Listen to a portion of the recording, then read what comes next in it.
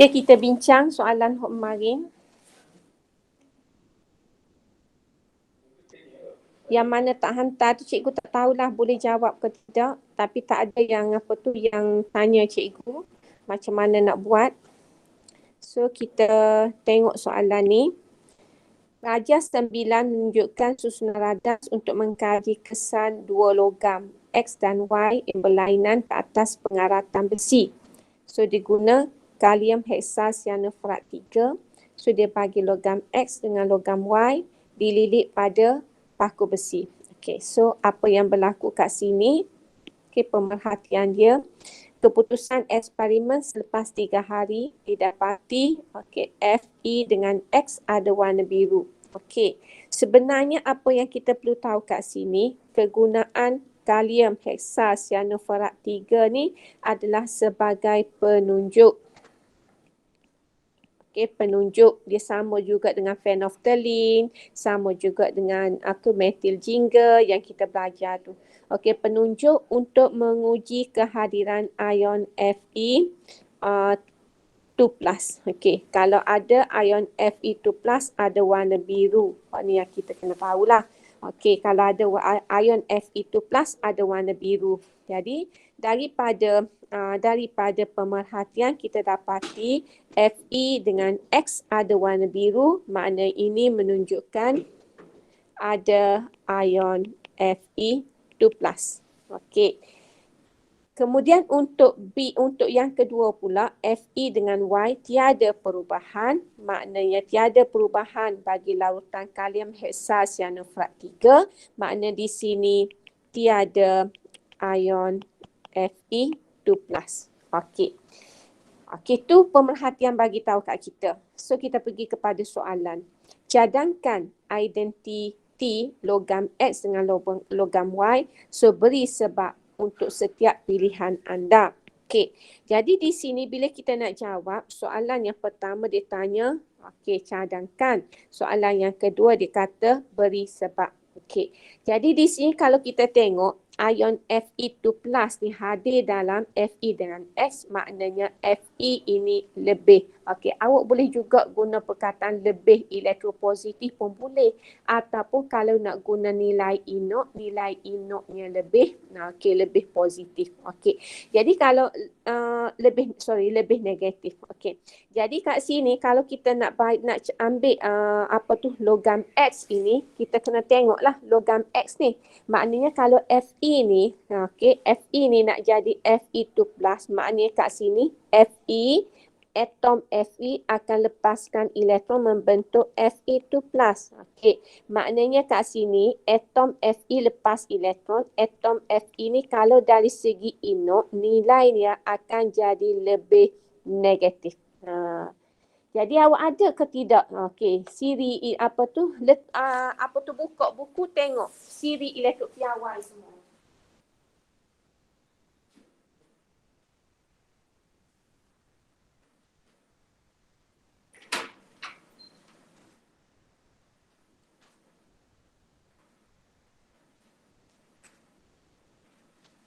Okey, cuba tengok siri elektron piawai semua. Okey, tengok buku muka surat 24 Buku muka surat 24 siri elektron piawai. Jadi di sini siri elektron piawai kalau kita nak ambil nilai X ini, kita ambil nilai X yang lebih, yang lebih positif lah. Jadi yang lebih positif kita boleh ambil sama ada argentum, sebab argentum kan positif 0.8. Ataupun kita boleh ambil kuprum sebab kuprum tu positif 0.34. Sebab lebih positif, dia tidak nak lepas lah. Lebih negatif yang lepas. Okey. Jadi kalau kita banding CU ni. Awak faham ke tidak guna nilai inok ni? Awak boleh faham ke guna nilai inok ni?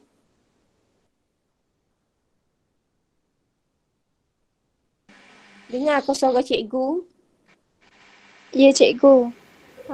Faham ke nak guna nilai inok ni? Faham, cikgu. Faham cikgu. Orang lain. Okey, okey faham.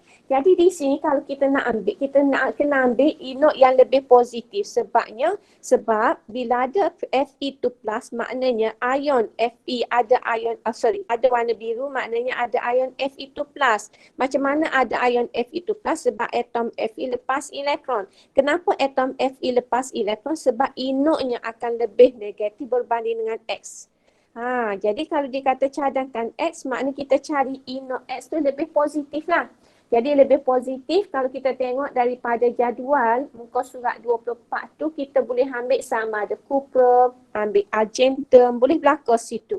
Jadi X ni kita boleh kata X, okey, ialah kita nak ambil cuprum, boleh buat cuprum. Ataupun kita nak ambil argentum boleh juga. Sebab kalau kita tengok inok cuprum, inok argentum dua-dua tu positif. Okey, selesai. Okey, selesai untuk X. Okey, Y pula bila kita dapati tiada ion Fe2 plus maknanya atom Fe tidak berlaku apa-apa pada dia. Dia tidak melepaskan elektron. Kenapa dia tak lepas elektron? Sebab Y ni inok dia akan jadi lebih negatif. Jadi kita akan carilah hok mana inok Y tu lebih negatif daripada Fe. So kalau kita tengok Fe kat sini negatif 0.7 net. So kita cari hok mana lebih negatif. So kita boleh ambil magnesium. Magnesium sebab negatif 2.38. Ataupun kita boleh ambil zinc. Zinc negatif 0.7 net. Betul lah 0.7 net. Fe tadi 0.44, negatif 0.44. Ataupun kita boleh ambil aluminium. Aluminium tu negatif 1.9 net. Maknanya dia lebih negatif. Okey. Jadi di sini kita nak ambil Y tu kita ambil atom yang lebih negatif. Maka kita boleh ambil lah sama ada zinc. Okey. Untuk Y ini kita boleh ambil sama ada K. Kita boleh ambil magnesium. Okey. Ataupun kita boleh ambil zinc. Ataupun kita boleh ambil aluminium. Okey, untuk Y itu. Okey.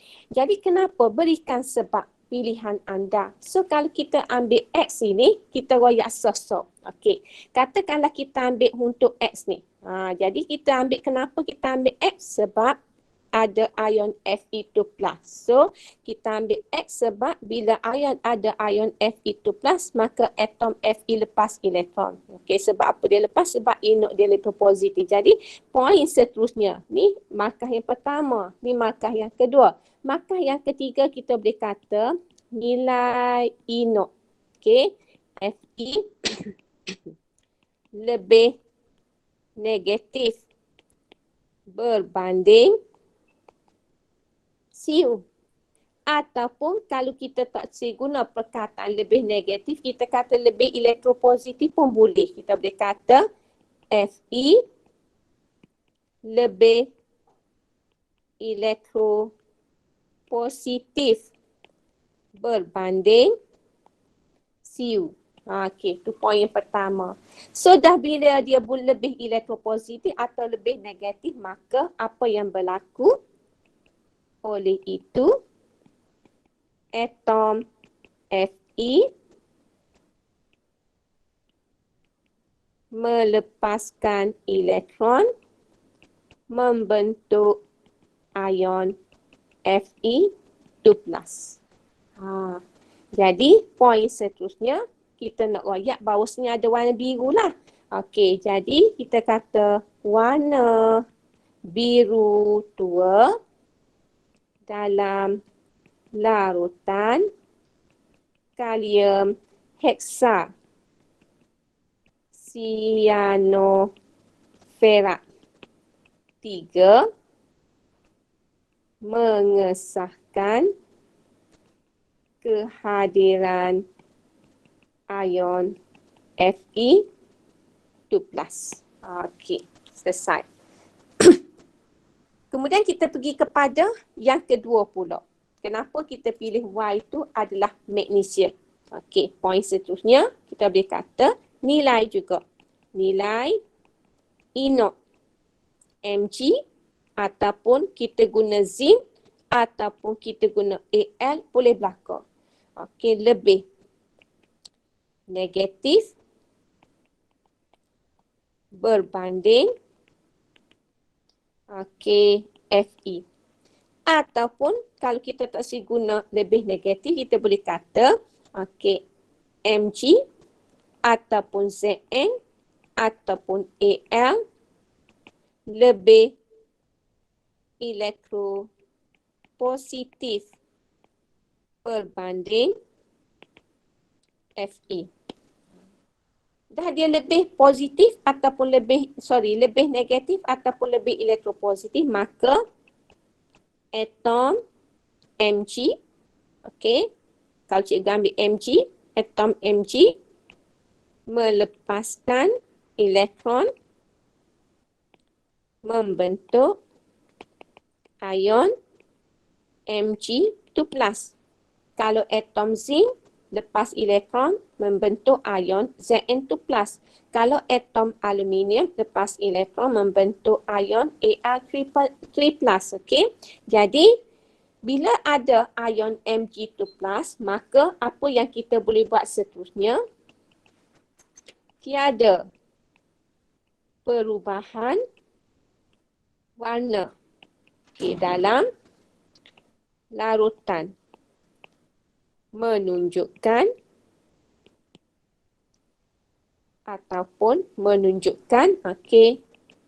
tiada ion Fe2+ hadir.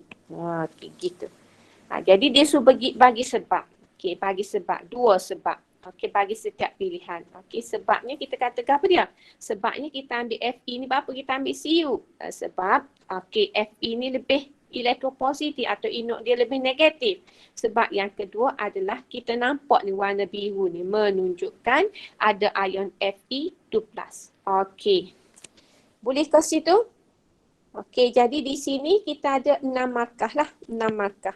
Jadi poin tu, sini 1, sini 2, sini 3. Okey. Kemudian dia bagi kat sini 4. Okey, sini 5. Sini 6, sini 7. Okey, sini 8. Dia biasalah. Okey, soalan objektif, soalan esei ni biasanya poin kita tu banyak. Lepas tu dia akan kata maksimum 6. Tapi 8 ni kita kena cerita dalam soalan kita, dalam jawapan kita. Okey. Ada soalan nak tanya? Ada soalan nak tanya cikgu? Tak ada cikgu. Tak ada. Okey, so kita pergi. Orang lain tu senyap tu. Ada soalan nak tanya tak? Tak ada cikgu. Okey, so kita pergi kepada yang kedua. Ni cikgu nak buat revision tentang pengaratan. So macam mana boleh berlaku pengaratan? So pengaratan berlaku mesti ada apa? Mesti ada oksigen dan mesti ada air. Baru berlaku pengaratan. Okey, jadi kalau kita tengok kat sini dia kata tulis persamaan setengah bagi tindak balas pengoksidan dengan penurunan yang berlaku semasa pengaratan besi, kenal pasti ejen pengoksidan dan terangkan jawapan anda. So, apa yang berlaku dalam pengaratan besi ni? Okey, kalau kita tengok buku teks muka surat 53, pengaratan besi ni. So, kita ada besi, ada air, ada oksigen. Okay, bila ada air, ada oksigen di atas besi, maka di bahagian tengah, titisan air, bahagian tengah titisan air itu, atom ferrum akan melepaskan elektron. So, step yang pertama, Fe lepas elektron membentuk ion Fe2+, 2+, plus 2 elektron. Ini yang berlaku. Jadi, elektron yang dilepaskan oleh atom ferrum akan mengalir ke hujung titisan air. Jadi di hujung titisan air ini kita ada air. Okey, kita ada oksigen, kita ada air. Okey, so hok ni lah akan terima elektron membentuk ion OH-. Hok ni awak kena ingat lah. Okey, bila kita balance, kita letak 2, kita letak 4, kita letak 4. Itu yang berlaku. Okey.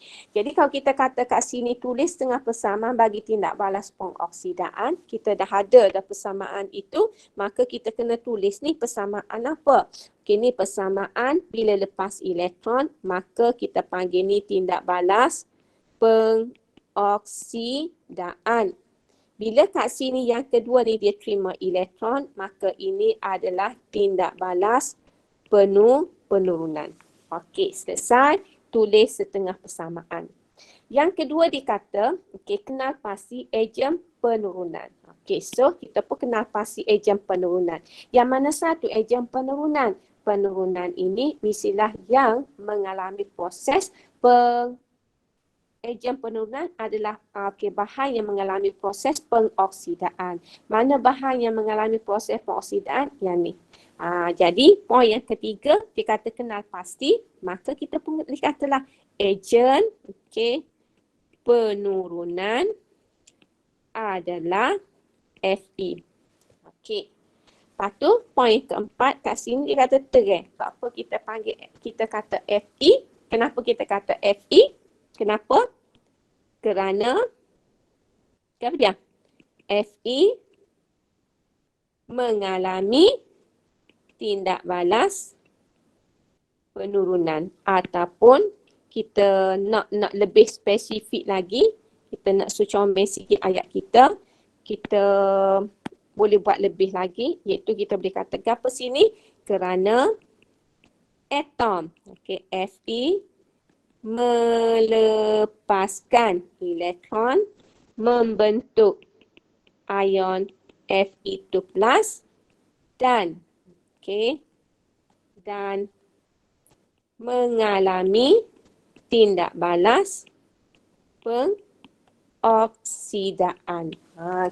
Boleh juga buat macam tu, lagi nampak comel sikit kita punya jawapan. Nampak sangat kita faham.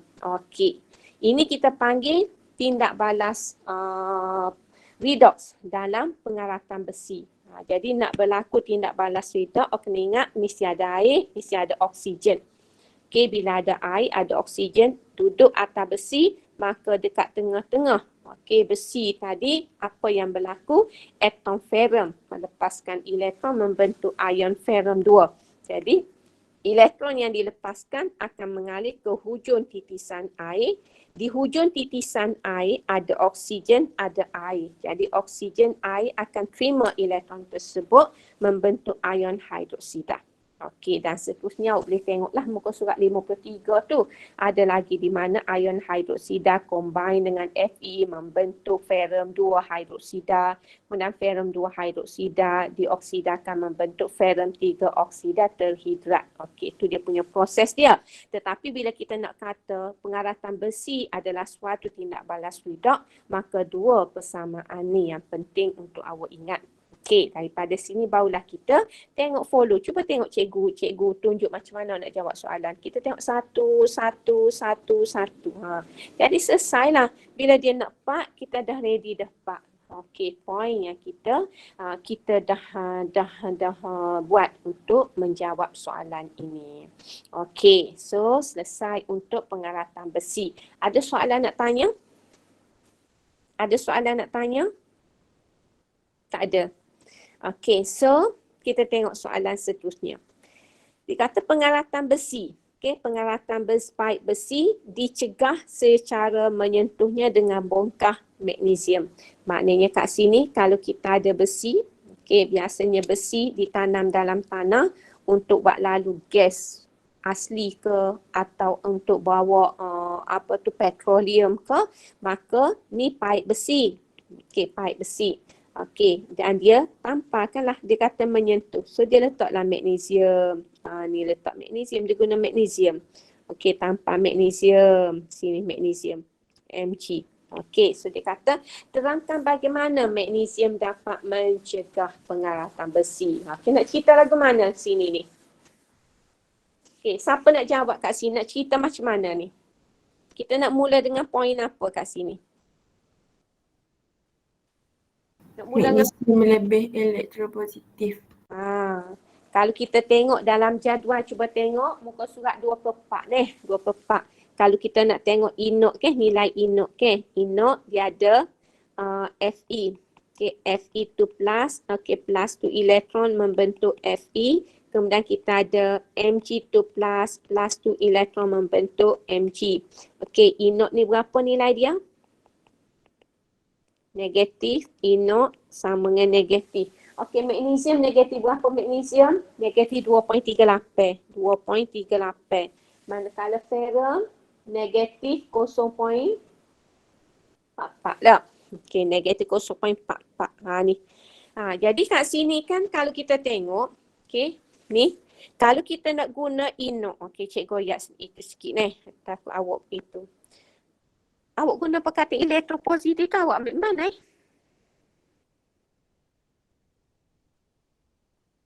Awak guna Buku teks ada cikgu. buku teks. Cikgu. Buku teks muka surat. Sebab dia dua benda ni. Buku teks muka surat siri elektrokimia tak muka surat 17 dah. Betul tak? Tak ada buku teks kan. Ni sebenarnya kalau kita tengok sini, ni kalau inok, dia mesti ambil tindak balas penurunan. Okey. Tetapi kalau cikgu terbalik dia punya persamaan dia ni, Mg membentuk Mg2 plus 2 elektron, inok dia kerja terbalik juga. Iaitu sama dengan positif 2.38. Sebab tu kita kata magnesium lebih elektropositif. Sebab dia kata magnesium lebih elektropositif 2.38 ni. Okey, sebab magnesium ni lebih elektropositif. Okey, kalau kita nak kata inok lebih negatif sebab inok dia buat persamaan penurunan. Okey, tak siwi pening, cikgu tak suap pening jah. Okey, awak boleh guna sebabnya awak boleh guna sama ada nak guna siri elektrokimia, kena tahu yang mana lebih elektropositif. Hok duduk atas tu lebih elektropositif. Okey. Hok duduk bawah tu logam yang kurang elektropositif. Ataupun boleh guna nilai inok macam cikgu cerita tadi lah. Okey. Boleh. Okey. Poin yang pertama nak buat apa? Nak buat ayat apa ni? Kita buat ayat apa tadi? Orang ayat tadi? Mg. Siapa bagi ayat tadi? Jawapan yang pertama, ayat apa? Poin yang pertama. Mg lebih elektropositif. Mg lebih elektropositif berbanding Fe. Dia kena lebih berbanding Fe. Ataupun kalau kita tak boleh guna lebih elektropositif, kita boleh guna perkataan inok kan? Okey, so kalau nak guna inok, ayat dia akan jadi mana? Nilai inok Mg lebih negatif. lebih negatif berbanding Fe. Tu. Dua-dua boleh. Okey, lepas tu poin yang kedua.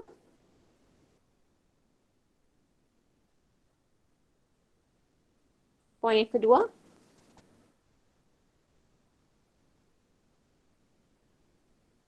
Poin yang kedua. Poin yang kedua kita royak pasal Mg lebih elektropositif lah. Jadi poin yang kedua kita katalah atom Mg melepaskan elektron membentuk ion Mg2+. Tu.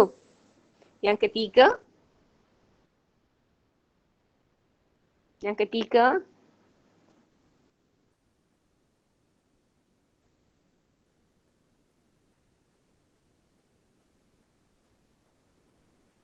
Yang ketiga.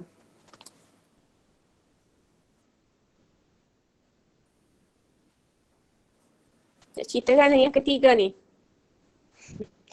Dia proses pengaratan tadi ni. Proses pengaratan ni. Okey. Kalau kita tengok kat sini kan proses pengaratan ni, kalau kita tengok kat sini, proses pengaratan ni, okey, kalau dia berlaku kat sini, bongkar besi ni dapat mencegah ni. Okey. Maknanya di sini kalau kita tengok pipeline ni mesti dia ada air. So kita boleh katalah, okey, kita boleh katakan apa dia? Oksigen, okey, molekul O2 dan molekul H2O menerima elektron membentuk ion OH-. Okey, yang keempat, okey, kita boleh kata oleh itu, okey, tiada berlaku perubahan kepada Fe. Tiada berlaku perubahan kepada Fe. Kenapa? Sebab Mg tu yang bertindak untuk melepaskan elektron. Jadi apa yang berlaku pada Cu tak berlaku apa-apa. Jadi dengan cara itu Mg dapat mengurangkan ataupun dapat mengelak besi daripada berkaratnya. Boleh tambah lagi lah. Oleh itu tiada berlaku perubahan kepada Fe, maka Fe tidak berkarat. Fe tidak berkarat. So, kita pergi kepada soalan yang seterusnya. Soalan yang seterusnya, ni tandalah sebagai homework. Tanda yang ni sebagai homework. Cikgu nak tengok macam mana awak boleh terangkan balik ke tidak apa yang kita bincang tadi untuk dapat 8 markah. Nanti cikgu bagi awak punya slide ni, cikgu bagi kat awak PDF ni. Jadi awak tandakan ini sebagai homework. So cikgu nak habiskan perbincangan soalan modul baru ni. Jelas tandakan ni sebagai homework. So kita bincang sekejap hari Ahad nanti. So esok kita nak bincang. Cikgu. Ya. Katalah 2 soalan tadi. Mana? Ni. Hak ni. Tadi cikgu. Cikgu Ni. suruh buat tadi. Ni, hak ni cikgu suruh buat ni. Hak ni. Cikgu. Hak ni kan? Awak hantar hari Sabtu tak apa, Cikgu pun tak ada. Okey, cikgu. Tak ada nak tanda lagi tu sebab 2 hari, pagi dengan hari ni cikgu terpaksa tumah di sekolah. Di sekolah, marin pun lepas pada kelas awak tu cikgu pergi sekolah sebabnya nak siapkan kelas dengan macam cikgu katalah nak siapkan kelas dan juga bilik-bilik kelas lah sebab cikgu duduk bilik kesihatan kena buai semua lansir. Kita diarahkan buai semua lansir, buai semua alas meja apa semua sebab dikatakan kalau ada virus COVID dia lama duduk di baju di gapo ni. Jadi sebab tu kalau awak tubik luar kerana kita terpaksa stop macam shopping mall kerana balik rumah tu selain pada awak mandi, baju tu letak dalam bakul kain kotor. Jangan pakailah sebab kita tak tahu bila kita geruk mana-mana. Lagu tu lah, bila sekolah pun kita terpaksa buai belakang lansir jadi banyak kerja. Jadi sesat lah tadi, insyaAllah lah tak ada gapo. Jadi cikgu tak sempat lah nak tengok kerja awak tu. So cikgu nak pergi kepada soalan akhir sekali. Baru ni cikgu tinggal soalan. Nanti cikgu tengok. Awak tidak sakit mata kau dengar ngaji kau ni Sakit mata juga cikgu kakak ada. Sakit ni. Cikgu pun berasa macam nak duduk relax dah mata ni. Rasa letih sangat dah berasa. Macam sampai climax dah mata cikgu ni. Berair seumur jadi. Tapi kita duk risau gitulah. Kes hari ni dah 1,000 lebih. Jadi kalau kita tak boleh turun ke fasa 3, kat bila nak buka sekolah? Keletihan dah berasa mengajar gini. Mana dah? Apa cikgu tak jumpa cari? Ni. Ni kau? Sekejap. Mana dah soalan dia?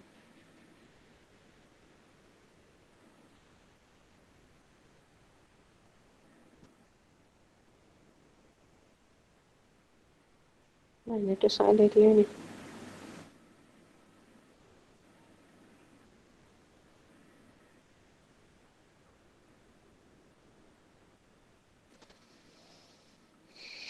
Ya Allah.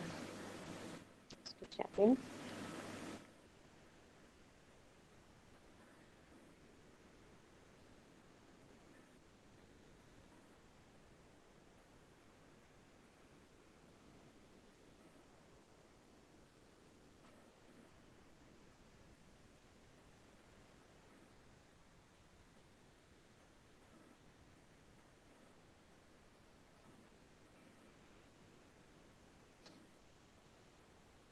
Ikatan kimia. Apa sepatutnya tidak kimia.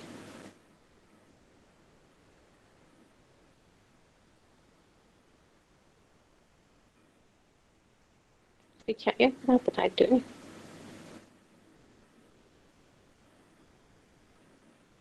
Ikatan kimia. Kan ikatan kimia ni.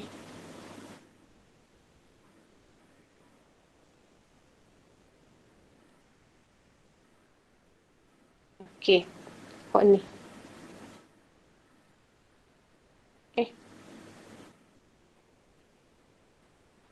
Ni rasa. Kata kimia ni.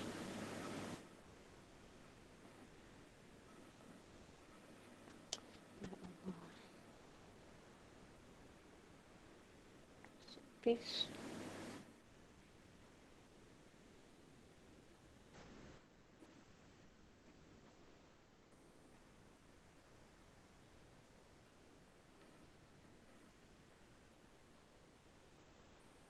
Ada soalan ke nak tanya cikgu sementara cikgu Syahri ni duduk kat mana dah cikgu? Baru duduk B-chair ni. Duduk mana ni? Tak jumpa ni. Ada soalan nak tanya cikgu? Tak ada.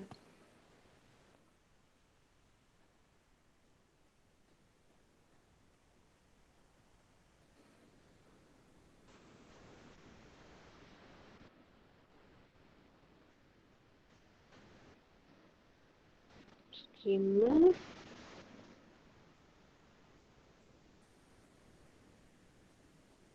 Tak.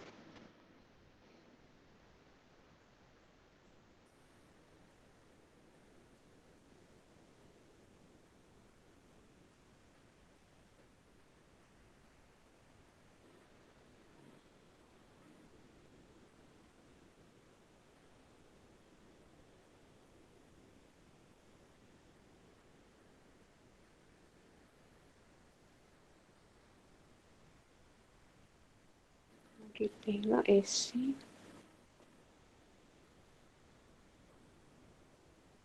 Tak satu tidak terima.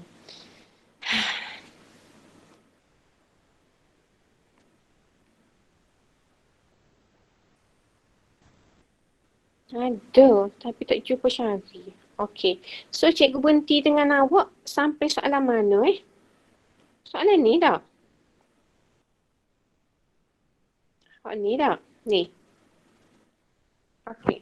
So, soalan ni sama lah. Soalan ni lain sikit ni. Sebab ni kita kira penyesaran logam ni. Penyesaran logam. So, dia kata satu eksperimen dijalankan untuk menentukan perbandingan keelektropositifan 3 logam X, Y menunjukkan keputusan. Okey. So, kalau soalan ini, okey, kita bincang sebab jawabnya ada dah. Baru ni cikgu tukar soalan sebab bila hantar tu cikgu nampak macam sama dengan skema. Cikgu pun tak perasan cikgu bagi dah skema ke awak. Hak ni pun cikgu bagi dah skema ni. Okey, sebenarnya. Tapi kita nak tengok macam mana dia dapat jawapan. Okey, so kalau kita tengok kat sini, okey, X ni dalam larutan argentum nitrat maknanya larutan tidak berwarna lepas tu mendapat kelabu. Maknanya X dapat menyesatkan silver. Bila X dapat menyesatkan argentum, maknanya kalau dari segi keelektropositifan X duduk atas Ag lah. Okay, sebab dia dapat sesakan Ag. Y pula kita dapat mendapat kelabu, maknanya Y juga dapat menyesatkan Ag. Okey, kemudian Y dengan X nitrat tiada perubahan, maknanya Y tak dapat menyesatkan X. Jadi bila Y tidak dapat menyesatkan X, maknanya X duduk di atas Y. Okey, dalam siri elektrokimia. Okey, siri elektrokimia. So daripada sini bila dia suruh awak susun mengikut keelektropositifan menaik, maka kita tengok kalau Ag duduk bawah X duduk bawah Y tetapi X ni duduk atas Y, maka kalau kita nak susun X, Y, Ag. Okey. Tapi dia kata kat sini susun mengikut tertib keelektropositifan secara menaik, maka kita start dengan Ag dulu. Ag, kemudian koma Y, kemudian X. Maka kalau kita nak secomel, kita buat anak panah, kita pun boleh buatlah keelektropositifan bertambah. Tapi kalau kita tak buat gini pun tak apa dah. Kita buat susunan X, Ag, Y, X sebab kita dah follow keelektropositifan dia secara menaik dah. Jadi dia kata terangkan jawapan anda. Okey, bila kita nak terangkan jawapan ini, kita boleh kata apa dia? Okey ni. Ada mendapat maknanya bertindak balas. Okey, bertindak balas. Jadi kita boleh kata kat sini, katakanlah cikgu buat sini, kita boleh kata dia X, okey, dapat menyesatkan Ag daripada larutan Ag nitrat. Jadi bila dapat menyesal, kenapa kita kata dapat menyesalkan? Sebab kita nampak perubahan ni. Ada mendapan kelabu, ada lautan tidak berwarna. Sebab tu kita kata X dapat menyesalkan Ag. Okey. Jadi bila X dapat menyesalkan Ag, maka X lebih elektropositif berbanding Ag. Selesai huruf pertama. Kita pun buat yang kedua pula. Okay, yang kedua kita kata Y pula. Y dapat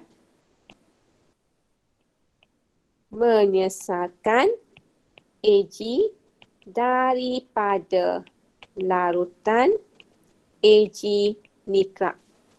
Bila dia dapat menyesalkan, daripada situ kita tahu Y lebih elektropositif berbanding Ag.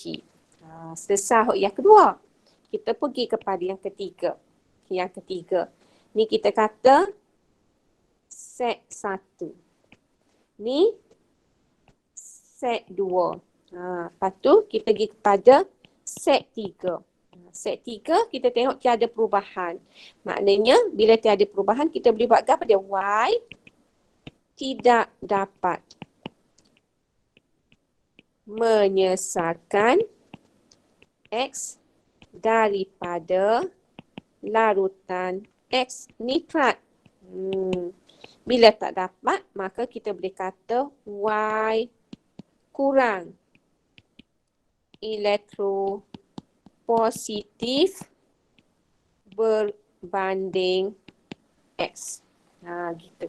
Daripada situlah kita boleh susun siri ke siri elektrokimia, ataupun kita boleh susun mengikut tertib menaik ke elektropositifan ke tertib menurun ke, tak ada masalah. Janji kita tahu kalau ada tindak balas maknanya ada tindak balas penyesaran. Ada pemerhatian maknanya ada tindak balas penyesaran. Okey. So soalan seterusnya. Nak pergi cepat pun tak jadi cepat. Okey. Soalan seterusnya dikata jika Y adalah logam kuprum, namakan hasil dalam set 2. Set 2 dikata jika Y adalah kuprum.